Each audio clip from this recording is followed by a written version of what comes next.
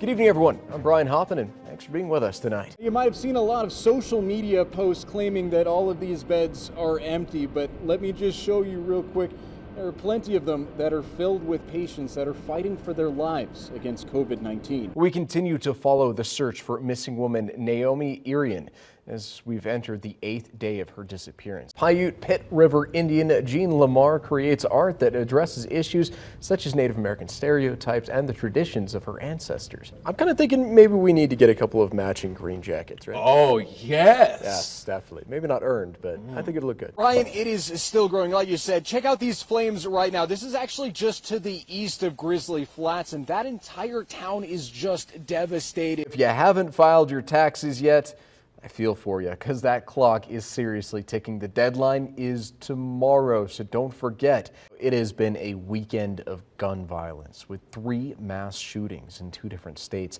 The latest in Pittsburgh, where 2 people died. Sierra Tahoe has been closed all season long. They are having a special 2-day opening event this weekend, so patrons can come check out the recovery efforts that they've already made. Looking at the silver lining, literally, of these clouds coming in, that's just a little bit more moisture that we get in before fire season. The Washoe County Sheriff's Office arrested 2 people who are believed to be involved in a carjacking and shooting that happened last week. Happy early Easter, everyone. Now, this weekend is primarily going to be focused on the hunt of these guys. And if you don't want to hunt or hide them yourself, There's a bunch of different Easter egg hunts going on all over town this Saturday and Sunday.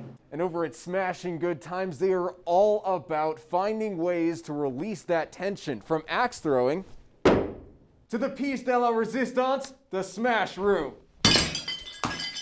Carson City Sheriff's Office is looking for your help in identifying suspects in an armed robbery.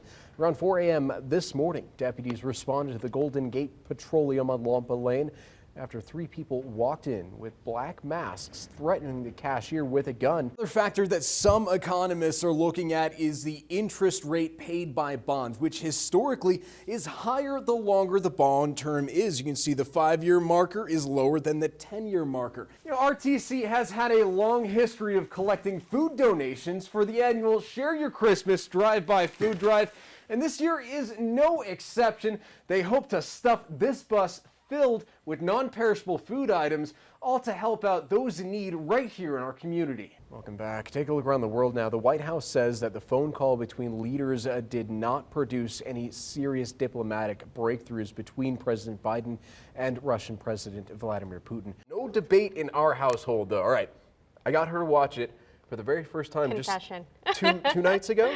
Never watched it before until 2 nights ago, but I have to say, it is a Christmas movie, and I love Christmas. Sorry, guys. We got it. It was just before 4 a.m. that police responded to a renowned emergency room after reports of several people suffering from gunshot wounds. You might think going inside or maybe even going inside your vehicle is going to be safe for you. But if your cabin air filter doesn't look like this and instead looks like this, it might actually be more dangerous inside your vehicle. So let's show you how you might be able to change it super easy.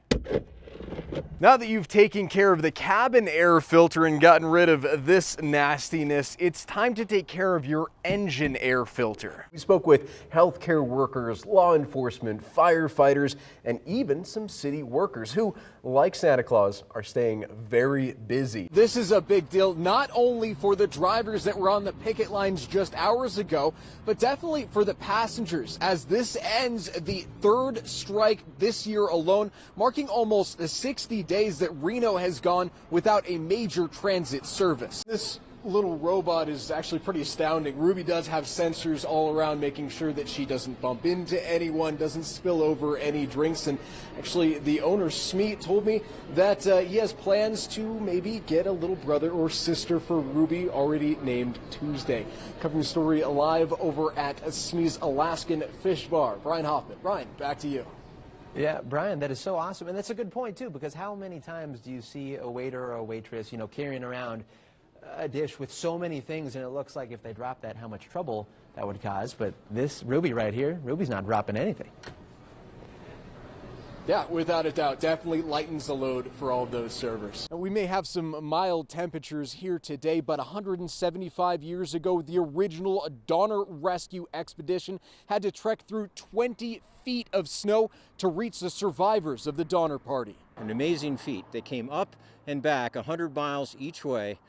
40 people ultimately were saved. To commemorate the 175th anniversary today, a team of 7 historian athletes decided to reenact that journey, which took them from Johnson Ranch near Sacramento all the way to Donner Memorial Park. To learn more about the Donner Party, the Forlorn Hope, the relief parties, and to be able to follow in their footsteps, having that opportunity is really rare and special. Bob Crowley, who enacted the part of John Stark, poured over every historical record he could find to get into mindset of one of the original heroes who volunteered for the mission, turning down a cash reward, saying, quote, "It's just the right thing to do." He arrived at the pass and found a pool of people sunken 25 feet into the ground. Their fire had burnt down. 2 had died. The 11 that remained, mostly children, were dying.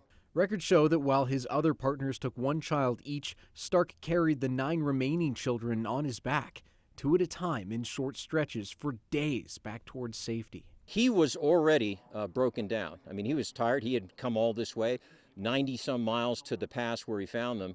But he had the courage and he had the resolve to save them no matter what. The whole point of this expedition was to remember and bring to light those 7 rescuers who signed up for a suicide mission to save their fellow man.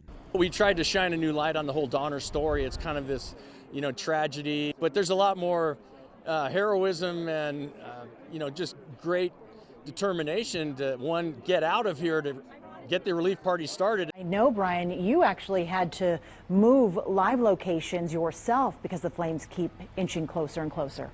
Yeah, Kristen, we actually did get evacuated from right around that Echo Lake Trail area. We could see the lake right there. Flames were going actually to that shore area, and it's an all-familiar scene all across this region just around that town of Myers, just south of. As you can see behind me, spot fires are popping up left and right all around Highway 50, and really firefighters are continuously pushing back containment lines and focusing on structure protection rather than any one point on the front line of a fire. This fire has shown us to be unpredictable. It's terrain-driven, weather-driven. It's been very active, very rapid progression at times. Overnight, firefighters had to issue mandatory evacuation orders for the town of Myers, who was not even under evacuation warnings beforehand, leaving many residents a very short window to get out. We had almost a 20,000 acreage increase in about a 24-hour period. It was significant. A little ways south on Highway 50 past Echo Lake, the fire is climbing up slopes of granite, attaching itself to anything and everything that may grow out of the Rocky Mountain faces, which officials say are causing silver dollar-sized embers to rain down. And these ember casts can travel sometimes up to a mile ahead of the head of the fire. It tells you that there is a risk, and that's why we're evacuating them. This fire can definitely extend, and those communities down there and the people, we want them out of harm's way, and we have a lot of resources in place to start to deal with spot fires if they start to occur. Chief Wade says that resources actually fighting the fire are pretty low and have requested 25 additional strike teams, meaning upwards of 500 more boots on the ground. Unfortunately, harsh weather conditions and sporadic fire behavior combined with a red flag day are not making it easy for firefighting efforts. You're feeling the wind gusts as I'm sitting here talking to you. This red flag warning we're in today was coming up around 11. It's definitely starting to manifest. The amount of smoke and ash in the air has always made it harder for aerial attacks, something that was used heavily yesterday as crews dropped over 150,000 gallons of retardant in water. We haven't been hearing a lot of air assets going, if any at all, and that's due to the low visibility and the wind conditions. They assess those conditions minute by minute.